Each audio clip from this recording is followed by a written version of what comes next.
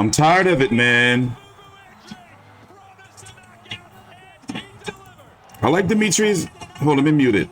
I like Demetrius Andrade and all, but man, like, listen, fights like this, you know, I was about to go to bed, and it's early for a Friday night. But it was like, bro, like, you know, like once he dropped him in the first round, I was like, you know, what's the reason to cover in this fight? It means nothing. Showcase fight. That's not even Boo Boo Andrade's crowd. It's an Irish crowd. They were there for Quigley. Solid card, though.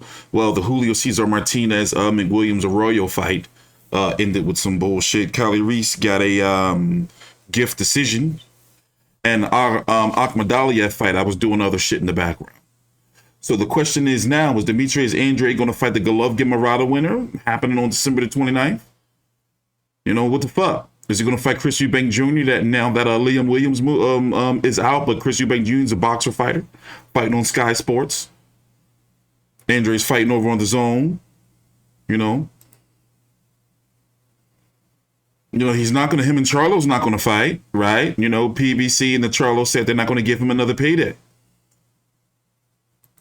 He pulled out of a fight about 6-7 years ago. How long? It's been a while, about 6 years ago or so. He pulled out a fight. I forgot which Charlo he was supposed to fight. And it was big news back then. I was doing videos on it and everything about like fucking 50 pounds ago. Sergey Derevyanchenko's competing at 154. He's fighting Carlos Adames. Like, this fight didn't mean nothing. Like, what's going to happen? Is Boo Boo going to move to 168? There's got to be some type of plan for him to get a significant fight.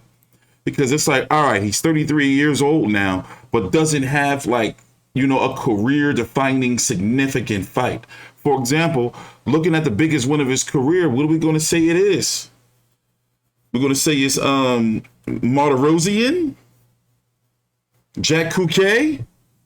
Martirosyan? Like, you know, it's time now. And that Martirosyan fight was, it's time now, bro. 8 years ago. 30-0 with 18 KOs. They got to do something. They got to give us something, man. And, you know, I understand fighters don't want to fight him because he is looked at to be dangerous, but also he doesn't really have a strong following around him. And Eddie Hearn and Matchroom has been trying to do some things with him, but, you know, we got to figure out something. You know, just give us something, you know? Because fight like this, you know, they're getting frustrating. Who is this? What's going on here? What's going on here? What's going on here? No more excuses. They wanted this man to go out and do what he just did. And who's this guy who just wants to get in the ring? Is he really important?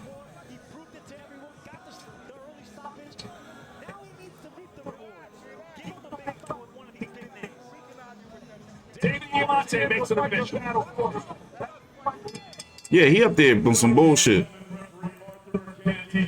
Calls a halt to this contest.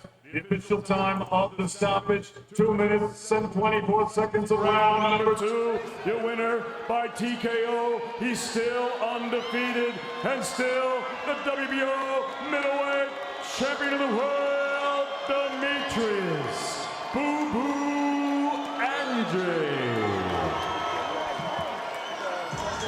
He was a heavy favorite, Sergio, but he made it look so easy.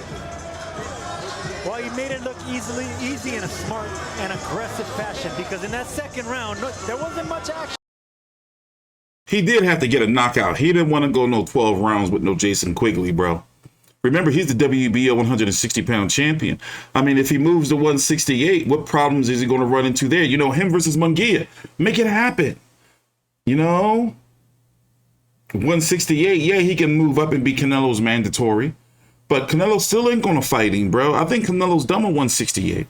I think he's going to go to, you know, after Makabu, he's going to come back down, you know, and start competing at 175, but hold on to his 168-pound titles as long as possible. But I don't, you know, I'm not sure he's going to compete at 168 pounds anymore now that he's become undisputed. You know, he'll be like, I've done everything I needed to do, you know, that type shit, you know? I mean, I am tired, I guess. You know, I had a pretty rough day. So that's probably why, you know, I'm a little, you know, not with the bullshit with boxing tonight.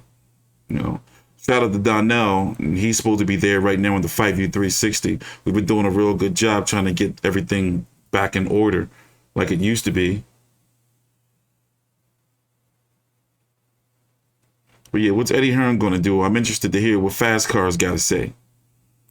I'm sure he's got some shit cooking up. You know, he's probably going to say, well, you know, which way offered Andrade money, he didn't want it. You know, Golovkin, Murata, that winner, Canelo. He's going to start naming fights that he know he can't and fucking make. Damn, Quigley in front of all your fans, bro. He got out of there real early. Damn, Quigs. I wonder what the attendance was there, by the way.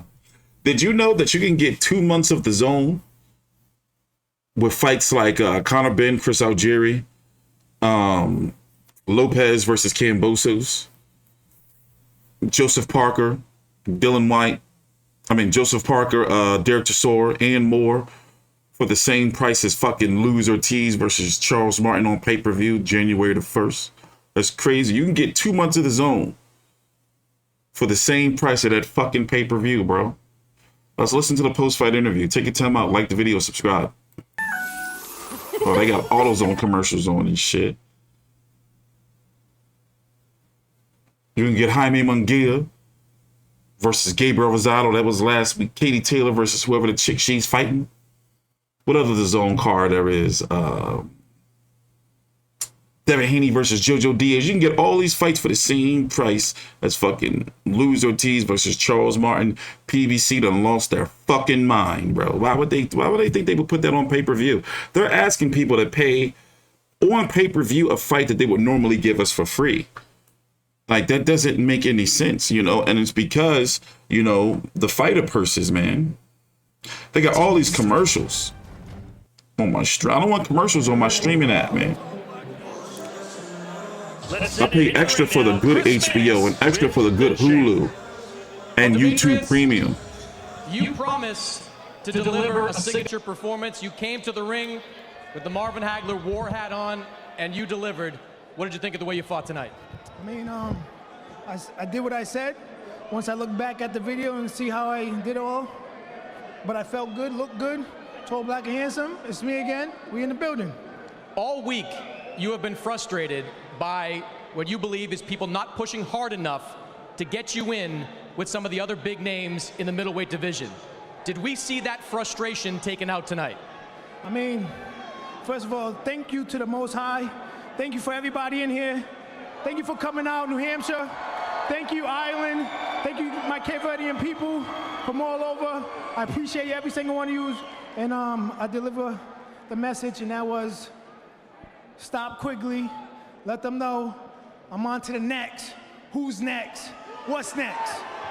Walk me through that first round. It appeared the first couple of minutes, it was a cat and mouse game there in the ring, and then you pounced on him. You know, every time I step into the ring, it's something different each and every time. A different style out of me.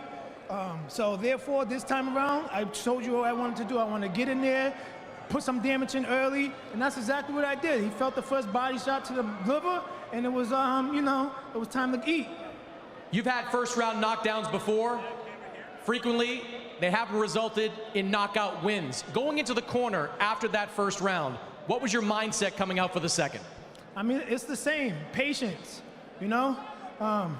Plenty of times we see somebody get knocked down, right? Boom, and then the person goes after him, and what happens next? He gets knocked down. Danny Jacobs, Sergio Moore is a prime example. So I don't go in there, you know, sometimes I get a little anxious, but I go and I'm gonna set it up and I'm gonna master it, and at the end of the day, that's what I'm doing. I'm looking for them signature knockouts. What do you guys ask for? I deliver. So when I sit there and listen to you say, oh, Jaime Munguia, let's fight Triple G. That's not in my direction. You're advocating the wrong fight. Jaime Munguia doesn't need to be fighting me if he's looking to fight Triple G, or if Triple G, or the winner or loser of Murata. I'll fight either one of them because they're both elite top fighters, and I want to get in there with the best. I want to prove that I'm able to get in there and win. What kind of message do you think you sent to the rest of the middleweight division? I mean, I'm 31-0, WBO champion, 2000 Olympian. What do I got to keep on doing? I don't get it. That's it. Line them up. That's it. I don't need to keep on doing all the extra shit. You need to make sure you help me get that fight. Chris Mannix, you, my boy. I think you just sent Eddie Hearns needs to make sure I get that fight. You, my boy. Let's ask Eddie Hearns. And the fans need to demand these fights. That's it. Them fans need to stop letting these people walk away with these easy-ass fights and need to fight the best. That's all. Well, Eddie, let me ask you this. You asked for a defining performance from Demetrius Andrade. You got one tonight. How do you get him that big fight? Well, boxing, like he said, fans should get him this big fight. You've got a guy here, he's 31-0. He's an American great. He's a proud man. He's a two-weight world champion. And you've got Charlo. He's 32-0. What is going on with boxing when you've got two great undefeated American world champions in the same division and they won't share the ring together? For one reason, Charlo. Jaime Munguia was the light middleweight WBO world champion. He moved up to 160. The WBO said to him, "You're mandatory to Demetrius Andrade." He said, no, not yet. Let me have a couple of fights at middleweight. He's had 4 fights at middleweight. And now he's saying, hopefully I'll get an eliminator next. Why? He can fight Demetrius Andrade next, a straight shot at the world title. Gennady Golovkin fighting Murata. If he wins that fight, he has to fight Demetrius Andrade in the unification.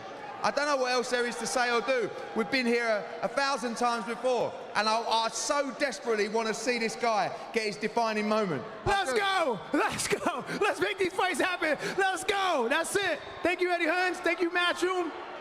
Thank you, DAZN. Thank you, everybody that showed up. Have a blessed trip. The island people, travel safe. God bless everybody that showed up. Don't drink and drive too much, but enjoy yourself.